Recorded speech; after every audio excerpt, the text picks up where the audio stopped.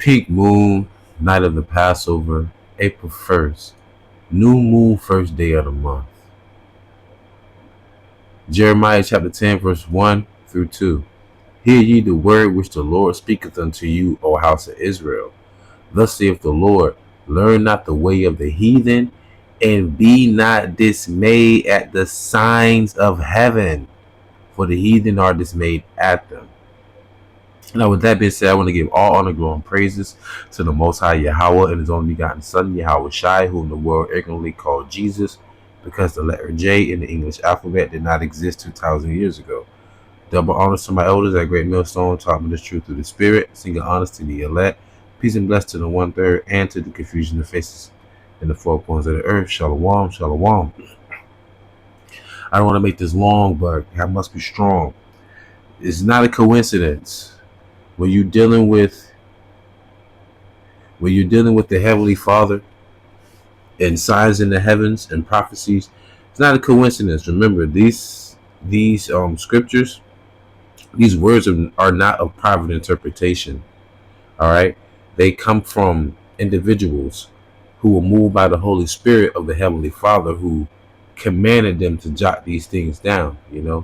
So like a moon turning pink in hue, that's something that can be replicated by a man.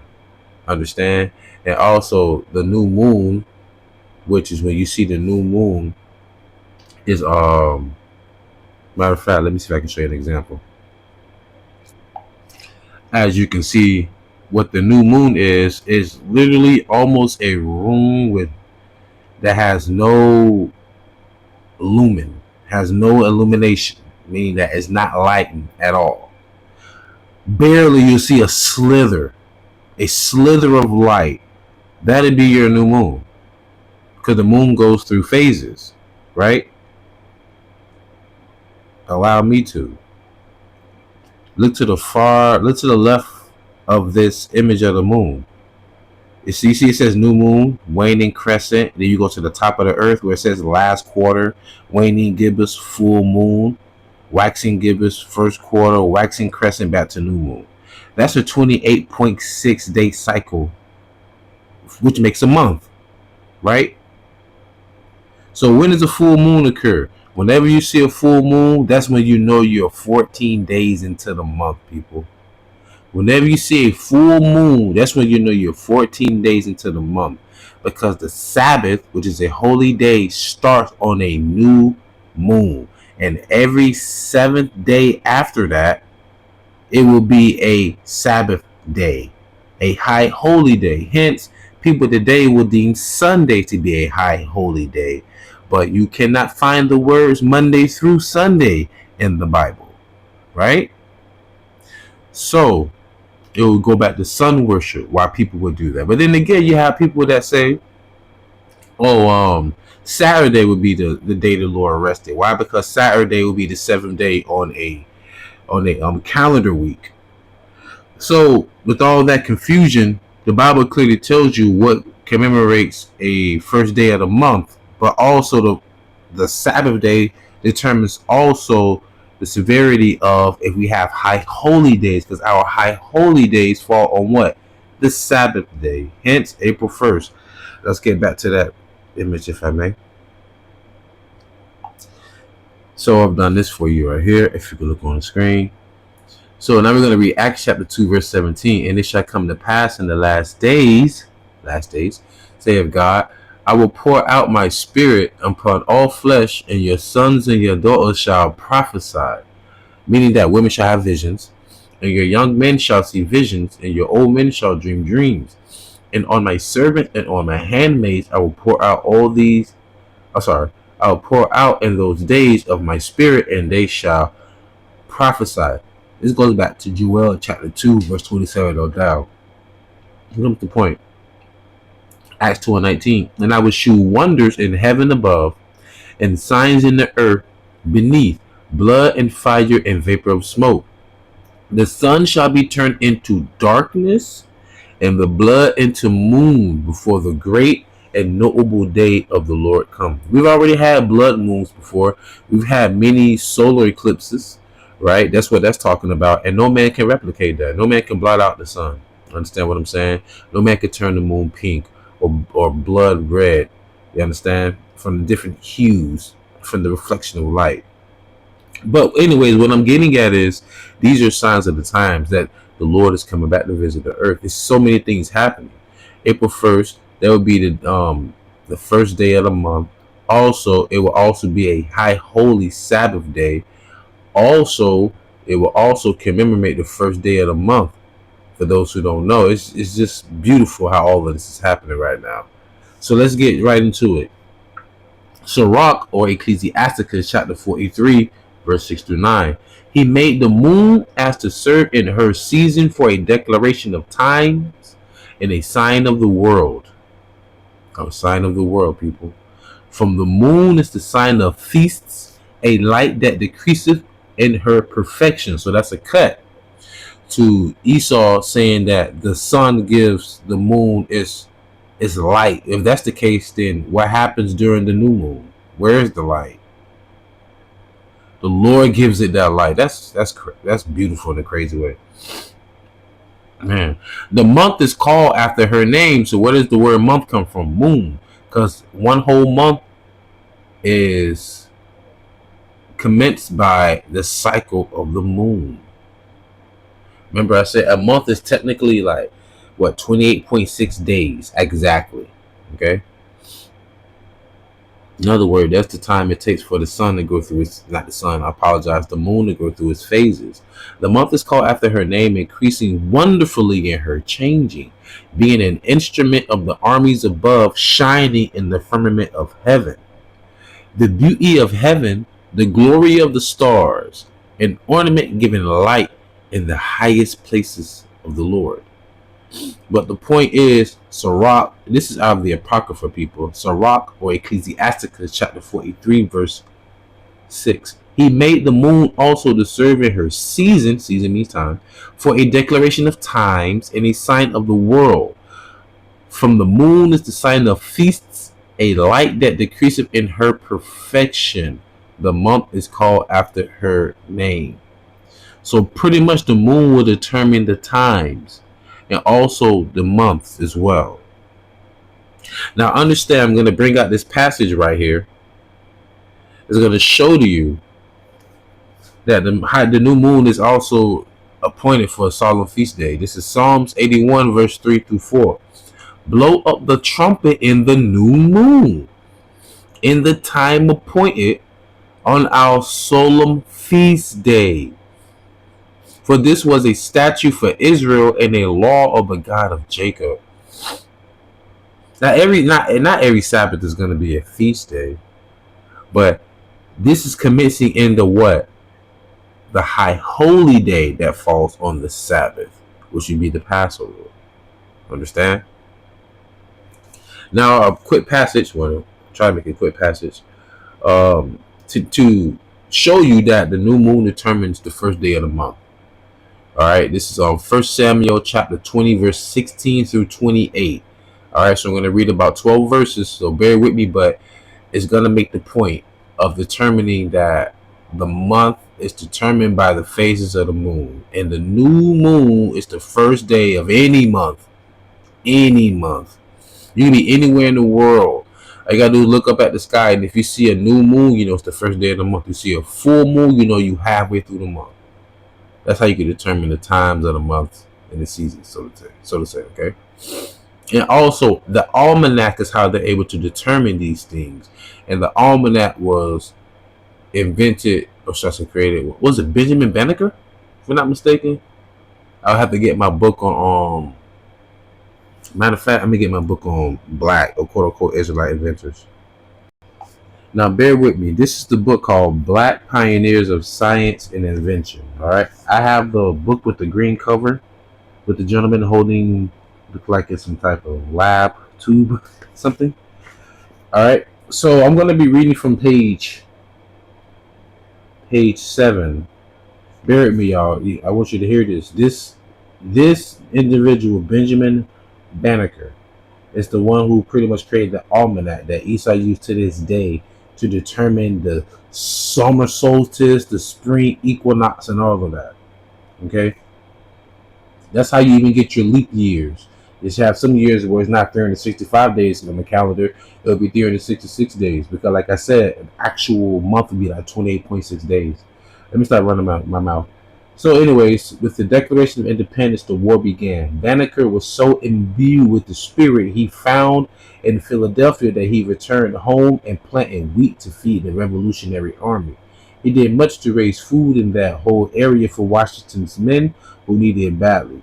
During the war, Andrew Ellicott died and left Banneker some books on astronomy and some scientific instruments, including a telescope. Banneker began to study astronomy in earnest and undertook mathematical calculations relating to the stars and the constellations. This is an Israelite. Based upon his calculations, he predicted that a solar eclipse would take place on April 14, 1789. This was in contradiction to the prediction of two eminent mathematicians and leading astronomers at that time, Ledbetter and Ferguson. Banneker showed where these men had made errors in their calculations, and the eclipse took place just as he predicted. That's a Jake, y'all. Signs of the times, right? Because of his great interest in astronomy and mathematics, Banneker prepared an almanac in 1792 and another each year thereafter for 10 years. It included the times of eclipse, the hours of sunrise and sunset, even to this day, weather forecasts for the year, that's how Esau is able to predict the weather, a tide table for Chesapeake Bay, festival days, holidays, phases of the moon, and so on. His almanac was widely read in the Middle States in the 1790s and was circulated in Pennsylvania, Delaware, Maryland, and Virginia. It became a household staple in early America along with the Bible. Come on, man. This is us, y'all Israelites. Unlike Benjamin Franklin's almanac, for which much of the work was not done by Franklin, of course. All the calculations in Banneker's almanac were made by Banneker himself. He even included a list of medicines to help ward off diseases. America would not be what it is today without Jake, just like Egypt. So pretty much the almanac was created by an Israelite. Okay. So segue back. Now I'm going to read this passage with King David and Jonathan, the son of King Saul, who's the first king of all of Israel. Then I'm going to close out. So this is 1 Samuel chapter 20, verse 16 through 28. So Jonathan made a covenant with the house of David, saying, "Let the Lord even require it at the hand of David's enemies." And Jonathan caused David to swear again, because he loved him, for he loved him as he loved his own soul. Then Jonathan said to David, "Tomorrow is the new moon." Listen, he said, "Tomorrow is the new moon, and thou shalt be missed, because thy seat will be empty." So if tomorrow's the new moon, that means that today will have to be the last day for that month. I'm going to prove that as well. So tomorrow's the new moon. Jonathan's telling King David that. Okay, remember that, y'all. That was 1 Samuel chapter 20, verse 18. Verse 19. "And when thou hast stayed 3 days, then thou shalt go down quickly and come to the place where thou didst hide thyself when the business was in hand, and shalt remain by the stone Ezel. And I will shoot 3 arrows on the side thereof, as though I shot at a mark. And behold, I will send a lad, saying, Go, find out the arrows. If I expressly say unto the lad, Behold, the arrows are on the side of thee, take them, then come thou. For there is peace to thee, and no hurt, as the Lord liveth." Why is Jonathan doing this? Because this was at the time when Saul was starting to pretty much become envious of David and wanted to kill David. I think I don't know which time it was, before or after. There was a time him and David was at the table eating, and I think he threw like a javelin at David while he was eating, and David jumped out the window. Like, yeah, David been through a lot his whole life. Everybody loves songs. People want the wisdom of the Most High, but they're not willing to go through the gauntlet that you have to go through to be worthy to understand this wisdom. Like I said to somebody at my job the other day, you have to lose something in order to gain something in this world. Even though life was given to you freely, what are you willing to give up for your life that you've already obtained? Anyways, so verse 20. No, verse 20. Verse 22. But if I say thus unto the young man, behold, the arrows are beyond thee, go thy way, for the Lord hath sent thee away.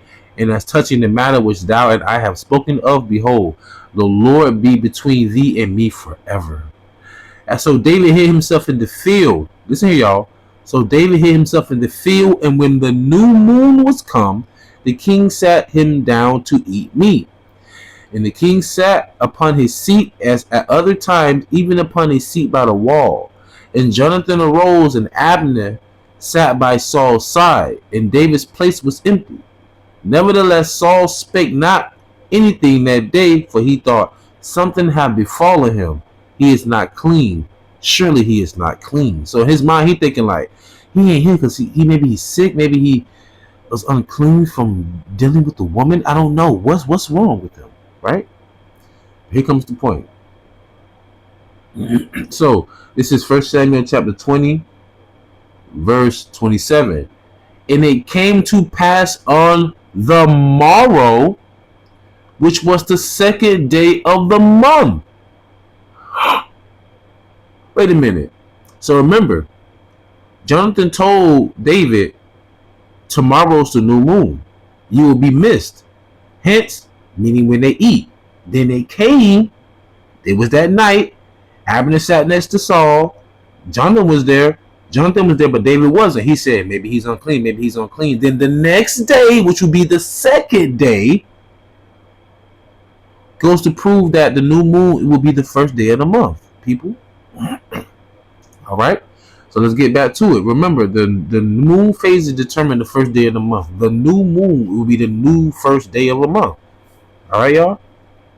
1 Samuel chapter 20, verse 26. Nevertheless, Saul spake nothing of not anything that day, for he thought something had befallen him. He is not clean. Surely he is not clean. And it came to pass on the morrow, which was the second day of the month, that David's place was empty. And Saul said unto Jonathan his son, wherefore cometh not the son of Jesse to me, neither yesterday nor today? And Jonathan answered Saul, David earnestly asked leave of me to go to Bethlehem. So there you have it, people. Always remember, if you want to prove to someone the first day of the month is determined by the moon, go to 1 Samuel chapter 20, all right, verses 16 through 28. So remember, the high holy days are determined by the new moon, and I'm doing this morning. So when the sun sets tonight, it will be the Passover. It will be also the beginning of the week of the Feast of Unleavened Bread, where you can't have no leaven in the house at all. All right, none whatsoever. So with that being said, I truly pray y'all was edified, fed, stay in the spirit, don't fear it, just endure it.